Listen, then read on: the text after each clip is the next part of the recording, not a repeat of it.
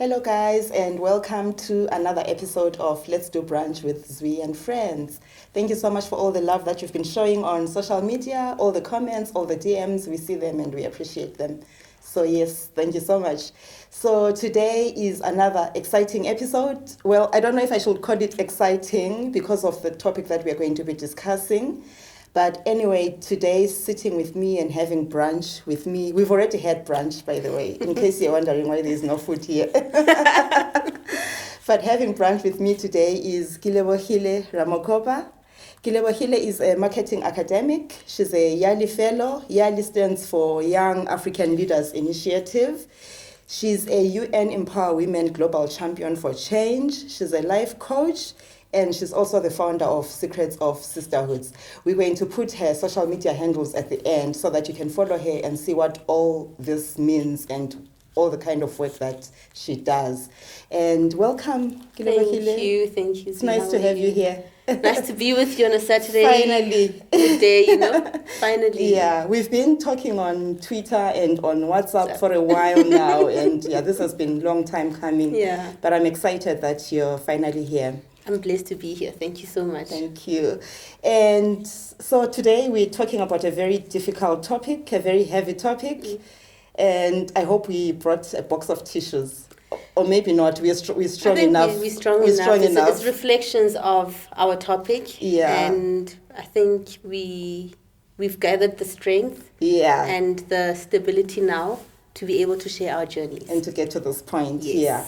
So today we're talking about miscarriages, everything that has anything to do with miscarriages, the stigma, the trauma, and everything else. But I think I'd like to start at the beginning. First of all, tell me, did you always want to be a mom? I ask this question because for me, I always knew from I don't know from when, but I think I always knew that I wanted to be a mother. It was the one thing that I looked forward to. Like, I wanted to be a young mother. I wanted to be a mother as early as 22 or even 23. Wow. So I always wonder if there's anybody else who feels the same. Did you know that you always wanted to be a mother?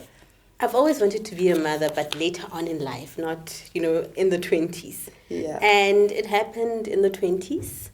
And I love it. But it's something that has been on my path and on my journey and in my intentions as well.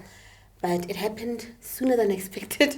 Okay. So my daughter, if she watches this one day, she mustn't think I didn't want to have her. I wanted to have her, but later on in life, it's just that obviously then God has other plans. Yeah, that's true. Okay, and since we're talking about the topic of miscarriages, when did you experience your first miscarriage?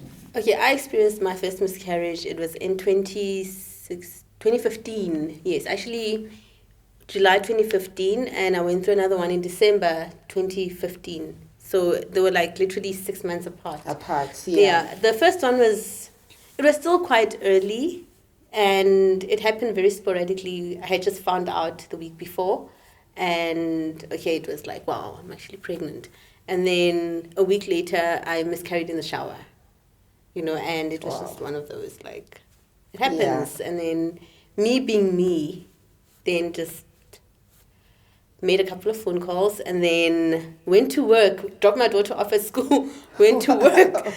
And my mom calls me, she's like, hey, you're supposed to go to the doctor, And I'm like, it's already happened. I flushed the products of conception. It's already happened. And then she said to me, no, but you need to go to the doctor so that they can check if everything is out, So then, I was just like, okay, fine, I'll go to the doctor. I proceeded with my day as usual. Wow. Okay. So my experience was very different. My experience of my first miscarriage, it was totally different. So I didn't know that I was having a miscarriage. So it was very early, at around like 2 months, So I was going about my day. I was at work. It was a new job that I had just started. It was actually my very first job. Oh, wow. And then I realized that I was spotting and I was feeling a bit of pain. But for some reason, it didn't register that it was a miscarriage. I thought maybe it's pain that comes with being pregnant. First pregnancy, what do you know? And then I told one of my work colleagues that I've got this strange pain and I'm seeing a bit of blood. And I could see the panic in her face. She was an older lady. And I could just see the panic written all over. She's like, you have to go to the doctor now, you know? And then I went to the doctor. The doctor wasn't there. There was just a nurse. Yeah. And this nurse was an older woman, this older, very harsh lady who was like, you're pregnant and you're saying you're sporting, so why are you coming here all by yourself? I was like, what am I supposed to do? You know? And like she said a lot of things, but I could see that she was implying that I was aborting. Yes. So I could just see that this person, like, what is going on? Anyway, she called the ambulance for me, and the next thing I knew, I was in hospital. So that was my very first experience of a miscarriage. Yeah.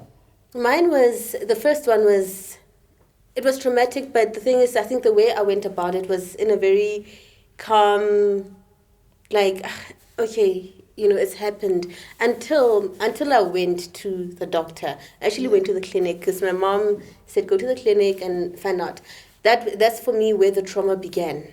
Because I get to the clinic, firstly, they don't have pregnancy tests, so I had to go and buy my own pregnancy test and come back. And then when I do the pregnancy test, it comes out, it was a very faint line. And where the trigger started was when I was told that maybe it's a phantom pregnancy.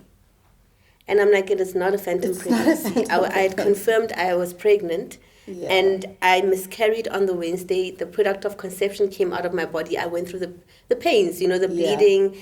Yeah, and it came out, and I flushed. You know, I got rid of it. But I did not imagine myself being pregnant. So that's number one. That thing of it's a phantom pregnancy. So I'm here, and there is a faint line. So you're trying to say that I was not pregnant, or I imagined myself to be pregnant. Yeah. Eventually, that's where the trauma started. And the blood tests, all the things that you have to do, then the reality kicks in that, wow. Yeah, you actually just lost a baby. You actually just lost a baby. And, you know, just the conduct of the medical staff. I mean, for me, other than the nurse that thought I was having an abortion, when I got to the hospital itself, the treatment was... it was horrible. Like, it was traumatic. You know, if there's one thing that forced me to get medical aid, it was that experience. Because I was like, I'm never going back to public hospital again. Like, no disrespect to anyone who still has to go to public hospital. But for me, that experience was like, no, I can't do this anymore. Because I remember being there and screaming. I was very young, screaming because the pain was just... it was crazy.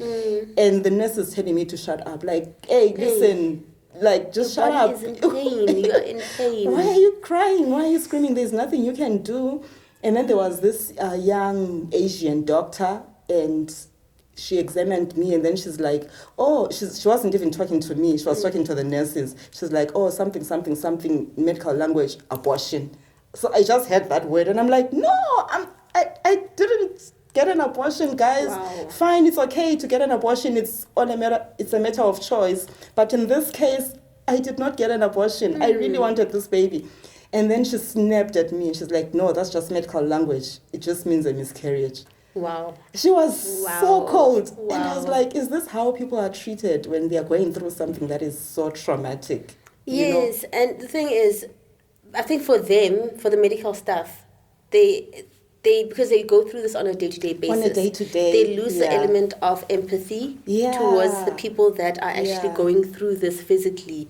Because imagine being told that, you're screaming, you're making too much noise, or there's a phantom pregnancy. And when you're in a state of trauma, how does that make you feel? And it belittles your experience, in my personal opinion, because you've come there to get assistance, but then they are belittling your experience, your pain, and the trauma that you're going through. Because on that side, they're used to this. It's life as usual. It's life as usual. Business as usual. Yes, you're just another one that's coming into the system.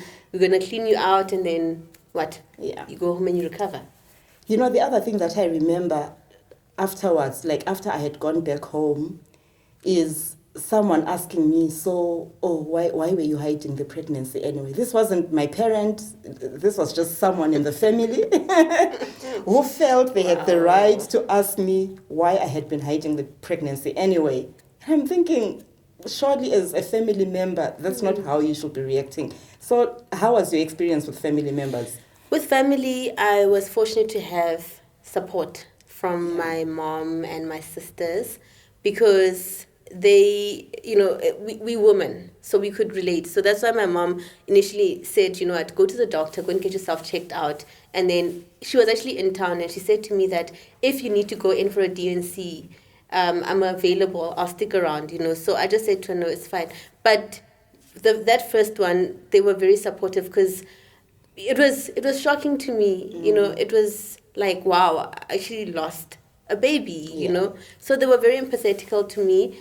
And even my colleagues at work, because I remember I called my boss and I told him, and he's just like, what, booking you off for the week, stay home and recover, don't come to the office, get off your phone, get off everything, and just be still. So that support was there. And I had some colleagues of mine that were also helping with the pickups and drop-offs of my daughter at school, because that was another thing, you're going through this, and then there's a small child as well who does not understand why mommy's not her usual self. So support was there for me. I don't want to lie in that regard. No, I think I also had lots of support from the immediate family. But I feel like sometimes people are very intrusive. People who are not in the immediate family, they feel so entitled to information, and they feel so entitled to saying and making comments that are not appropriate for someone who's going through something like that.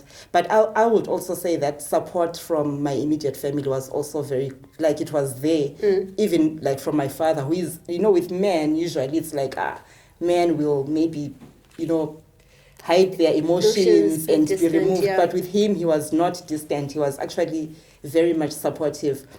But, I'm also thinking just in terms of, so you're saying that your colleagues were supportive, your work colleagues. Yes. So I remember very well that with me, with the first one, it was a new job and I didn't last long in that job. I think soon after that I left the job. But with the second, the third and the fourth one, like I was working for the same company. So I was in the same job for the other three. And I remember my colleagues being very supportive, because I remember with the second one, I went into hospital, fell asleep at some point, and the next time when I woke up, I was surrounded by a group of people, and it was all my colleagues. Oh, wow. But then, on the other hand, I felt that it became too much, because I remember by the third one, I was like, guys, please don't come and see me in hospital. I really just want to be alone, And, is it the same for you? Do you feel like maybe sometimes when you go through something like this, you want just to be alone and be left alone, or do you prefer to have people around you? Sometimes I prefer to be alone, because even though you have people around you, they will, you'll conceive again. Those comments. We have to talk about those comments. Yeah, no, we're going to get there. Get over it. It's a sign that you can actually have kids. Yeah. So then at least you already have another child. Yes, I'm just like, I don't need to hear that. Yeah. I need to mourn this one, And even with colleagues as well, some were just like, no, man, no, you can try again next time. And it's not a matter of you can try again next time. It's a matter of let's deal with what just happened here. Yes, because I've just lost one. Yeah. Yes, And with my second miscarriage, it was a bit more intense, because it was further on. And I had to now go into hospital for a DNC. And for me, that was traumatic. That was very traumatic. And, people were, you'll get that thing of, what you should have waited. You can't conceive immediately. And unfortunately, it just happened. Yeah. You get that. But it was so traumatic from the hospital at the hospital to actually what was going on in my life at that point in time. And I was, again, fortunate to have the support of my family, my mom, my dad, my sisters, and my aunts, who actually helped me through, because it happened in December, just before Christmas. And I was still going to work. The day before I had to go in for my DNC, I was submitting scripts to our exams office. And then after that, I had to go and book my hospital bed for the following day. My mom drove through. Following morning, we went. Got the DNC done, and the manner in which number one was woken up, I was just in another state, and the only thing I remember saying was, I want my mom. I want my mom, because I don't understand why you had to be so harsh. No, you'll be fine, you'll get over it, and it's something you just do not get over. And my mom came, and I remember I broke down. I completely broke down, because I'm like, it's the second time in a row, why? And she just kept on comforting me, and she stuck it out with me. My older sister actually took my daughter in at that point in time, and she kept her busy while I was recovering, and went in for my follow-up 3 days later, got the feedback from the doctor that no, the fetus was just a normal fetus. There was no abnormalities, as they would put it. But the thing is, because I kept on delaying, you understand, for the D&C, the fetus was actually starting to decompose inside of me. Yeah. Because I kept on, I went, and the first time there was no heartbeat, and thought, no man, there'll be a heartbeat the second time. And still no heartbeat. And I went back to the doctor that initially had written my daughter off with the very first pregnancy. I'd written my daughter off as a threatening miscarriage. And he had said to me, no, you're going to miscarry. And I went to another doctor who saw me through my pregnancy. But now I went back to this one because I was like, you're my last hope. You understand? I trust you, you're my last hope. Even though you had made a wrong judgment on my daughter, but I'm going to go back to you. And when I went to him, he was like, it is what it is, and and I think what was the ironic thing was that he asked me what happened to this pregnancy.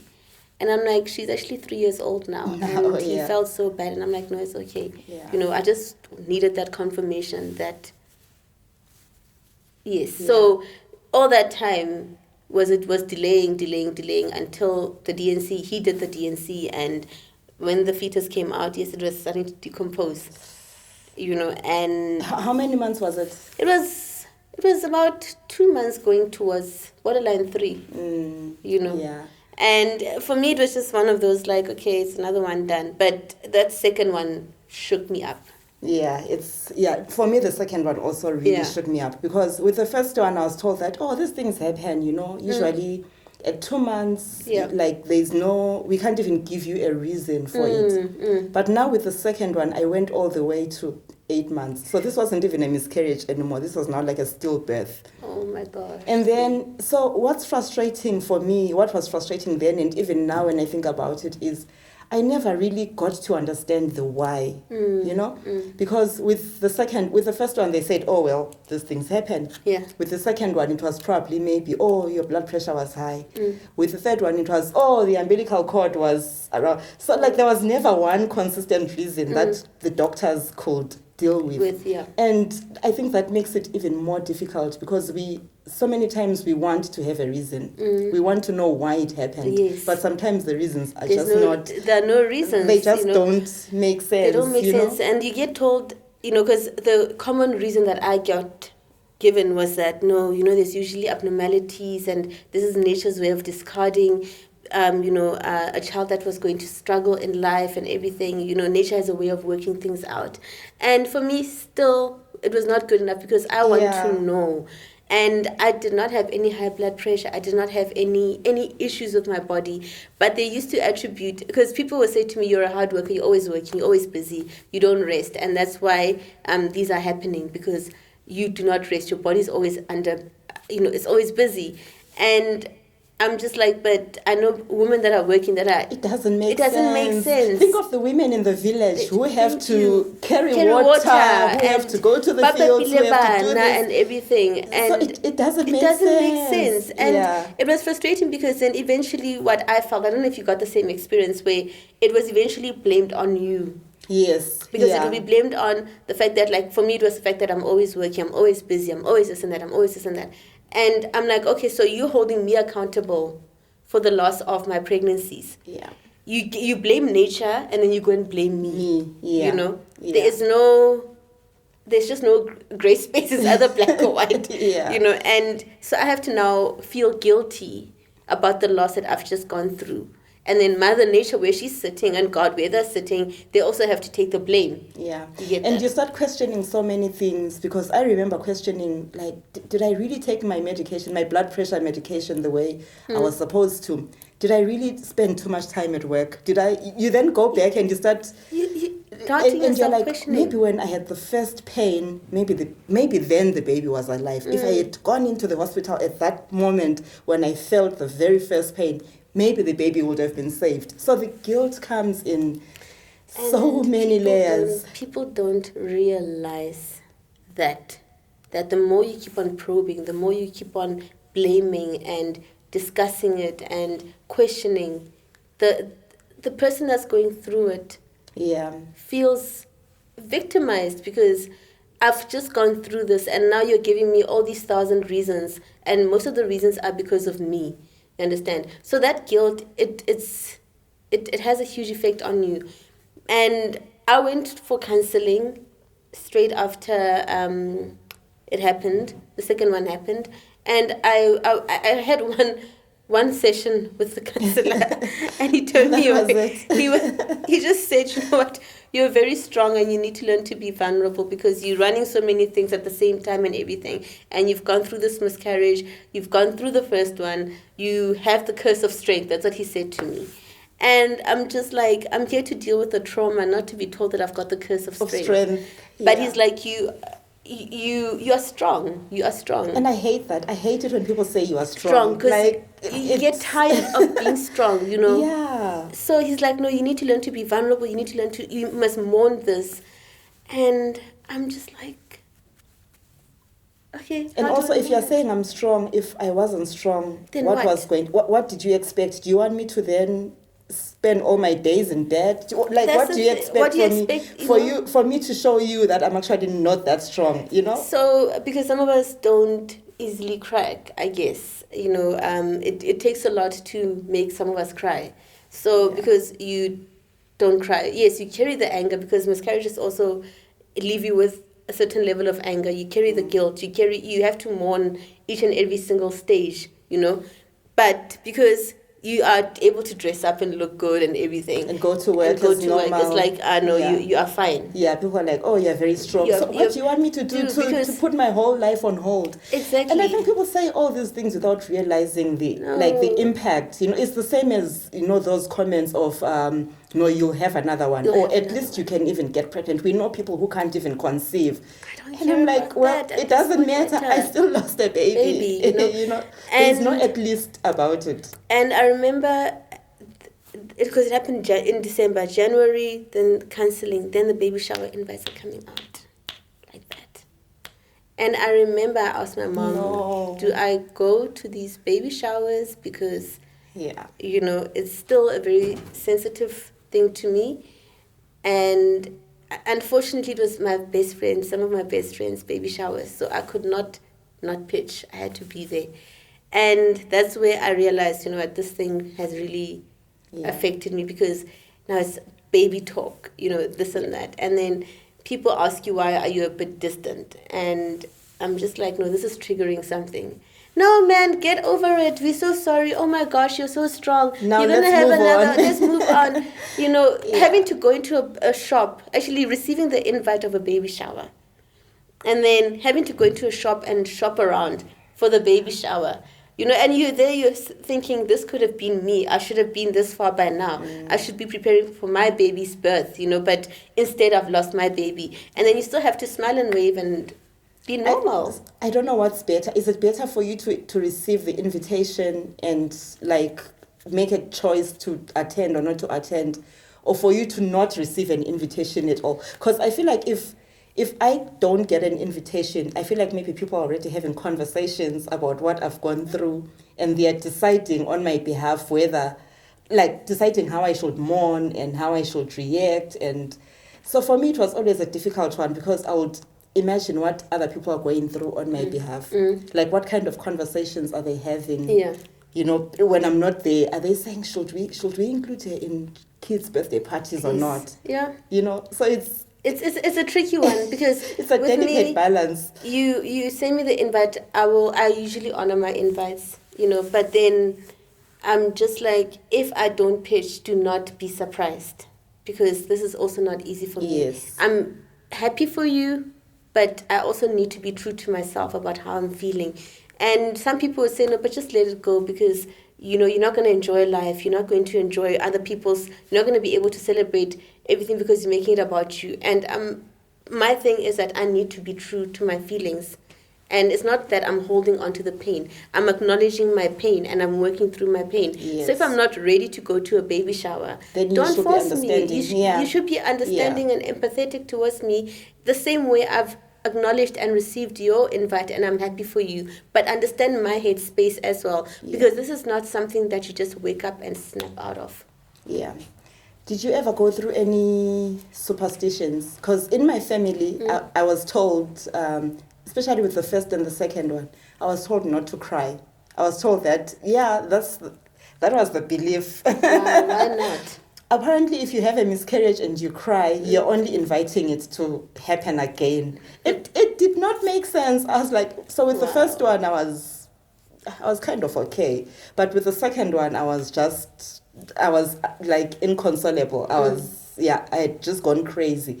And I didn't understand why especially my aunt, she kept saying, you mustn't cry. You mustn't cry. There's this word in our language, they say, giyazila. Like, you mustn't cry. And I'm like, I just lost a baby and you're telling me that I mustn't cry. So all those superstitions, and then you get all the advice about, no, you should wait another 6 months. So one person will tell you to wait 6 months, another person will tell you to wait 3 years. 3 years. And you're like, 2 months. No, you can try again after 6 weeks. Yeah. And you're like, so what am I supposed to do? That's where I struggled, because you get advice from everywhere. Unsolicited advice. Exactly. Yeah. And me being the person that I am, I would go on Facebook because I would find support groups, because I was part of a lot of support groups. But then even because I used to have pregnancy apps, so even on those apps, when there's like support groups for the moms that were supposed to have delivered in September, for example, and there's different things that they're saying. Try again after 6 weeks. Try again after, like you said, 3 years, 6 months, and you're like. But what my takeaway from that was that at the end of the day, it's your body. It's your experience. Yeah. You will try again when you are ready to try again. And even though you're going to get medical advice, and psychological advice, it's your body. Are you ready? And if it happens, it happens. If it doesn't happen, we still move on again. Yeah. But this whole thing of, again, also putting time into it, because again, they'll say, your body needs to recover and everything. Some people conceive. I know a friend of mine, she miscarried earlier this year. She's pregnant again now. Yeah. She didn't even wait for 6 months. That was me. I was pregnant every year for 4 years. For 4 years. So actually, no, there was a break after the first one. But as from the second one, I was pregnant every year. It's funny coming to think of it. Yeah, and sometimes I feel like maybe people even got fatigued because of me. People were like, why is she still trying? Why is she even doing it? Because even at home, even my husband was like, why are you still trying? Like, is a baby really that important? And for me, it was very offensive. I was very offended. Like, I want to be a mother. You can't ask me why I'm still trying. I'm going to keep trying. As long as I want to try, I will keep trying. You know what I mean? And then I'll get threats like, this thing is going to kill you. So now you have to think, what if I die? Well, if I die, I die. I don't have a child anyway. I died trying. Trying. Yeah, it was very difficult, like to go through the many questions and the judgment and being told, no, you can't be trying every year. Why don't you take a break? Why don't you adopt? There's nothing wrong with adoption, but you have to understand that I have my own plan. Like, exactly. I know what I want. You know what I mean? That's the thing. And now after the second one, I was just like, no, thank you. I am done. I am content with my one. And I think what also triggered me to come to that decision was that my daughter then, after the second miscarriage, then went to school. She didn't know, but she went to school and she told her teachers that she was going to be a big sister. And I'm just like, how did this child know? Sad. Yeah. And I asked her, how do you know? She's like, no, I thought I was going to be a big sister because I've never conversed with her like that. But then I had to work her out of that. And then eventually it was that thing of, no, I don't want another child again after everything that I've been through. Like, I was done. But now I've got a different I'm in a different state now, so I would like to have another child. Would you try? So you would try again? I would, but now the experience has taught me, because my doctor said to me that if I'm going to try again, I'm not supposed to work. I'm supposed to be on bed rest for 3 months because I'm a high-risk carrier. Yeah. And people will say to you, don't internalize such things, because then you'll become a high-risk carrier. You'll be this and that. But you know what you've gone through. I know what I've gone through. Even my daughter's pregnancy, it's not like it was just smooth sailing. I didn't go through that whole, 3 months where nothing is happening. I was bleeding for 3 months. We could not even understand why I was bleeding. And that's why the other doctor had written her off as a miscarriage. And after 3 months, it all went away, but it was not an easy 3 months. So there was always something. Yeah. There was always something. You were either on bed rest or you were now rushing to emergency because you're bleeding. Some days you just sit there and just let the bleeding happen. And if it happens, it happens, Yeah. So now for me, it's my takeaway that, like the doctor said, if I have to try again, I have to stop working. My body has to be prepared for pregnancy because of the structure of my body and many other things. And age is also not on our side. But I'm just like, I will try again one day in the future. Yeah. So I had a different experience, because after those 4 miscarriages, when I got pregnant with my first son, it was an easy pregnancy. Wow. I mean, fine, I had high blood pressure, but it was controlled. So I was taking my medication and the blood pressure was controlled. And it was such a pleasant pregnancy, How was the morning sickness? I've never had morning sickness with both kids, by the way, even with the miscarriages. I don't know what morning sickness is. You're now with my second miscarriage. The only thing I was craving for was coffee, but the morning sickness was bad. Yeah. so bad. So for me, the pregnancy was very easy. And then when I had my second son, again, it was very easy until towards the end, when the doctor was like, maybe we need to go in for an emergency C-section. Yeah. But otherwise, it was a fairly easy pregnancy. So it brings me back to the point that there is no formula, right? There's no formula. So you can't tell a person not to try again, or let a person do what they want. After 4, you have 2 sons now. I have 2 sons now, and I haven't tried again. I'm not going to try again. I'm not going to tempt fate. I think I'm done. I can adopt, but I'm not going to try again. Yeah. But the other thing that I wanted to check was, did you ever have feelings of shame? Like feeling as though it's... So I don't know how to best articulate it, but there were times when I would be so embarrassed to tell people about it. I feel like I can't really say it out. I can't tell people that I've just had another miscarriage. So I remember meeting a lady, like just walking on the street, and this lady said to me, "Oh, congrats! Is the baby here?" Because I was not pregnant anymore. And I felt so embarrassed. Like, I don't know why I felt that I should be ashamed, but I felt so much shame at having to tell her that actually there is no baby. And it made me to become very mean. I was mean. I was like, it's none of your business. So people would ask me, then I'm like, it's none of your business. Why are you asking me?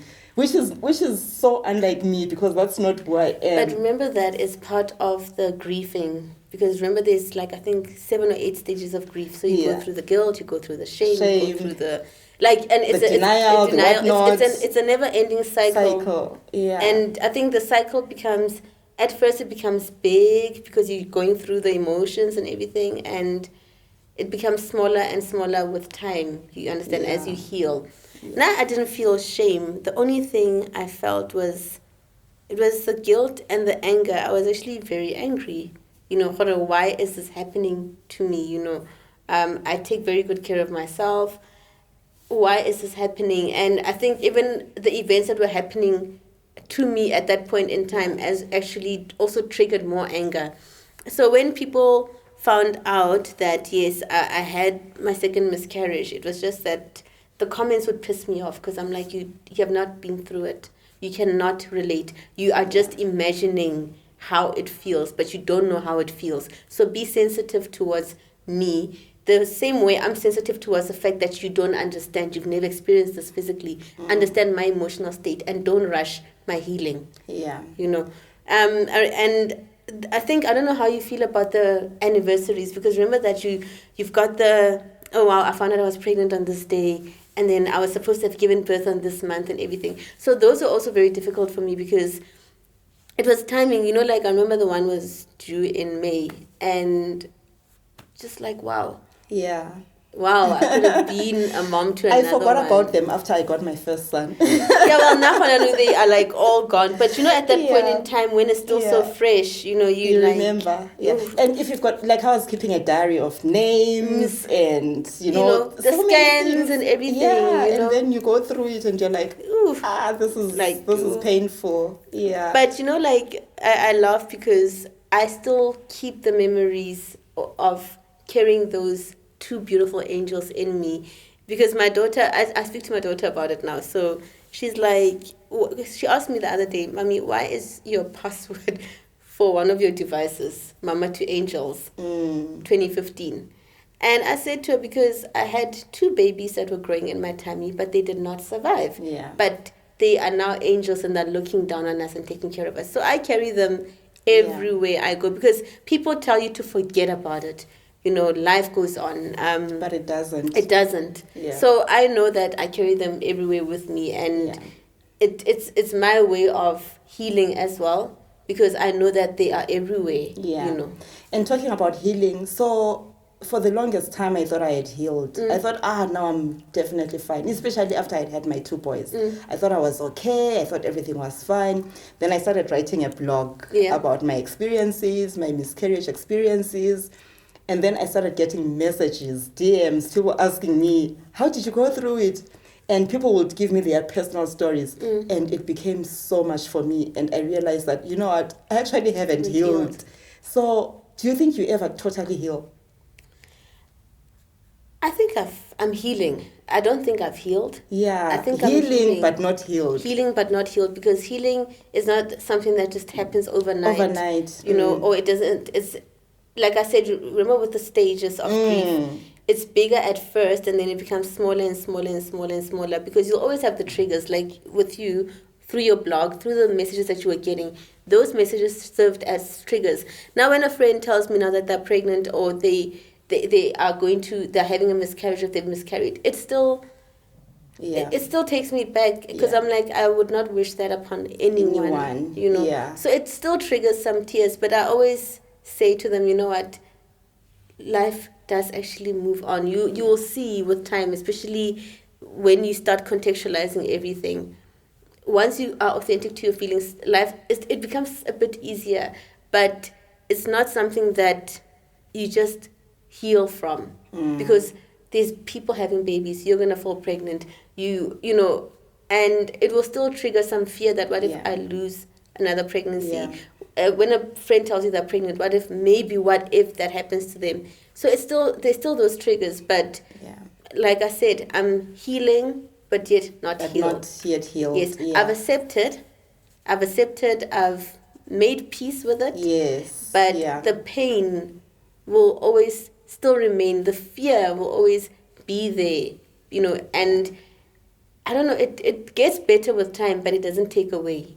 Does it influence the kind of mother that you are? Because for me, I think I'm an extra mom. People who know me know that, like, my life centers around my kids. Everything I do centers around my kids. And I think it's directly related to my experiences. Because you become so overprotective. Yes. Because I'm also one of those moms. Like, I'm not too much of a mom, but I'm a mom. I'm one of those, like, I want you right here with me. Me. We are going to be best friends. And it took, what you're asking now is taking me back to when I was pregnant with my daughter, and how one girl at that point in time said to me, like, I was talking about my first scan, and she was just like, no, it's just a dot. Who did I tell her off? It's not just a dot, it's my child. I'm like, this dot has a heartbeat in it, you know? This dot is going to be a human being. It's growing in me. No, it's just a dot. I told her where to get off, Yeah. And I look at my daughter now, and that's how protective I am of her, even post the miscarriages, because I see, like, you've been given this responsibility. Take care of it, nurture it. And hence I don't want to say I'm a helicopter mom, but I'm one of those moms. I'm an extra mom. Yeah, I'm so much in their business. I'm in my kids' business like crazy. Like I'm just there, whether they like it or not. It's one of those, like, I'm friends with my daughter's mom's friends, because I'm just like, your kids are also my kids, and I will love them equally the same way I love my daughter, because, I believe a lot in angels, and I'm like, God blesses us with different kids and different angels through other people's children as well. Yeah. So I'm that extra mom. Yeah. So there's a story that I'm currently posting on Facebook, and in one of the chapters, one of the characters goes through a miscarriage. And I was shocked at the number of people who came back to comment and saying, oh, I also lost a baby. And I feel like we don't have enough conversations, and I feel like there isn't enough support, especially in this country or even in Southern Africa in general. There isn't enough support for people who have gone through this kind of thing. And I don't know what can be done. I don't know how we can do it. But I feel like people are just expected to go through it, go home, life goes on, get pregnant again. But, the support part of it is so true. There's no actual support. And we must remember that in the diverse country that we live in, diverse continent that we live in, for the whites it's easier because they support each other through everything. For us as a black woman, it's a different story. You deal with it differently. You must get over it and try again. So forgetting the emotional impact, the trauma, the physical impact, because remember that when you're pregnant, you go through physical changes as well. And then you have to deal with those things. I remember after the miscarriages, I remember the milk coming out. That was so traumatic. Like, I've got milk coming out and my boobs are very sore, but there's no baby to feed. The boobs being sore, and then you're bleeding and and you get and there's no baby to show for it. So a woman sitting in the village, what support do they get? Nothing. Lock them up in a room. Life goes on. Try again. How did you cope other than your family supporting you? What were your coping mechanisms? For me, I know for a fact that was a time when my faith was at its strongest. Like, I would encourage anyone going through it that whatever your faith is, be it Christianity, whatever it is, but I think that's the point when you really need your faith to be strong. And for me, that's what pulled me through it. But for you, what was it? For me, I always drown myself in work. So work was a coping mechanism, although it was a defense mechanism at the same time. But I started writing about it, and I was in touch with my emotions. So writing about it helped. Speaking about it helped as well. And being true to my emotions. If I felt like crying, I would cry. If I felt depressed, I would be in that state, and then I would get out of it. And then also just reading up on other women's journeys as well, and then being on these pregnancy apps and support groups. That was my coping mechanism, because I was able to engage with women globally about where we are, how we're feeling, and they would not belittle the emotions. Some of them would be like, let's check up on each other, let's say twice a day, see how you're doing. So those are all my coping mechanisms, and faith as well, because for you to be faithful, you have to really be in touch with yourself in order to be in touch with a higher power. So that was one of the biggest coping mechanisms. And also my daughter. My daughter was just my source of strength, because I see her and I'm like, I'm grateful for this life. And let me celebrate this life. She's got 2 angel siblings, but her life is also very important, and she cannot always afford to have a mom that is breaking down. Exactly. All the time, she was also a source of motivation and strength, and to say, what, here's a beautiful life that you need to celebrate. Yeah, that's true. Wow. I'm overwhelmed. But I was reading somewhere, and apparently black women are more likely to suffer a miscarriage than white women. There's actually it was very specific. I don't know if they said 2 times more likely or 3 times more likely, but it was a very specific set of statistics. And I wonder why, but also at the same time I wonder if, looking at us even in this region, if our governments interrogate that enough. Do they Do they even care? Or it's like, well, it's just miscarriages that happen to women and that's it?